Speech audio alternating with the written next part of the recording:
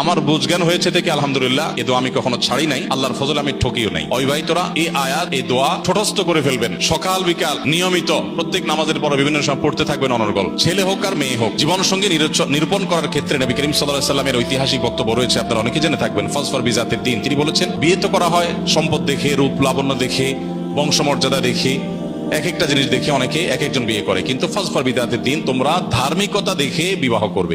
এখন ধার্মিকতার ডেফিনিশন কি, এটা আরেকটা জটিল বিষয়।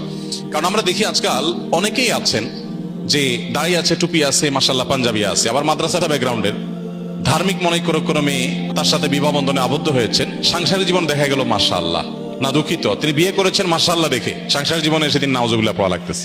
আবার এর উল্টোটাও হয়, বোরকা পরেন, হাত মোজা পা মোজা মেনটেন করেন মাশাআল্লাহ, ইসলামিক ব্যাকগ্রাউন্ড সবই ঠিক আছে, কিন্তু বিয়ের পরে ওনারও নাউজুবিল্লাহ বা আস্তাগফিরুল্লাহ পড়া লাগতেছে।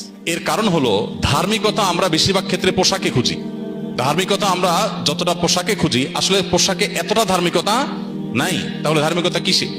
বিবাহের ক্ষেত্রে সবচেয়ে গুরুত্বপূর্ণ বিষয় হলো যে আপনি যাকে জীবনসঙ্গী বা সঙ্গিনী হিসেবে নির্বাচন করতে যাচ্ছেন, এই লোকটা আসলেই আল্লাহর কাছে নিজেকে সমর্পণ করেছেন কিনা, কোরআন এবং সুন্নাহর কাছে নিজেকে পরিপূর্ণ সমর্পণ করেছেন কিনা। যে এই জায়গায় যদি তার খুঁটিটা বাঁধা থাকে যে কোরআন হাদিসে কোনো কিছু আছে, তিনি সারেন্ডার করবেন, তিনি সেক্ষেত্রে কোনো কম্প্রোমাইজ করবেন না। তার যত জেদ থাকুক, যত কষ্ট থাকুক, যত কিছু থাকুক, আল্লাহ এবং তার রাসূলের নির্দেশ পাওয়ার পর তিনি মাথা নত করে ফেলেন।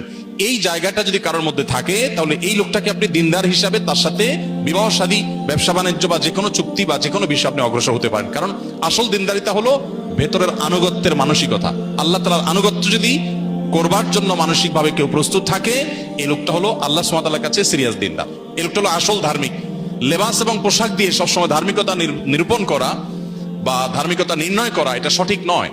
এখন প্রশ্ন হলো যে এই আল্লাহর প্রতি আনুগত্য আছে কিনা কিভাবে বুঝবো? তো এটার জন্য প্রথমত দীর্ঘদিন পর্যন্ত তাকে ফলো আপ করতে হয়, তার আচার আচরণ, কাজকর্ম এগুলো দেখতে হয়। অথবা যারা তাকে পার্সোনালি চিনে, এরকম মানুষগুলোর মধ্যে যারা আস্থা রাখার মতো, তাদের রেকমেন্ডেশনকে আমলে নিতে হয়। আর সবচেয়ে বড় কথা হলো যে জীবনসঙ্গী নির্বাচনের ক্ষেত্রে আসলে নিজেদের বুদ্ধি দিয়ে, বিবেক দিয়ে সবসময় উপযুক্ত মানুষ খুঁজে পাওয়া মপর হয় না। এই জন্যই সূরা ফুরকান আয়াত নম্বর ৭৪, রব্বানা হাব লানা মিন আজওয়াজিনা ওয়া যুররিয়াতিনা কুররাতা আয়ুন ওয়াজআলনা লিল মুত্তাকিনা ইমামা। অবিবাহিতরা এই আয়াত, এই দোয়া ঠোঁটস্থ করে ফেলবেন, সকাল বিকাল নিয়মিত প্রত্যেক নামাজের পর বিভিন্ন সময় পড়তে থাকবেন অনর্গল। আমার বুঝজ্ঞান হয়েছে থেকে আলহামদুলিল্লাহ, এ দোয়া আমি কখনো ছাড়ি নাই, আল্লাহর ফজল আমি ঠকিও নাই।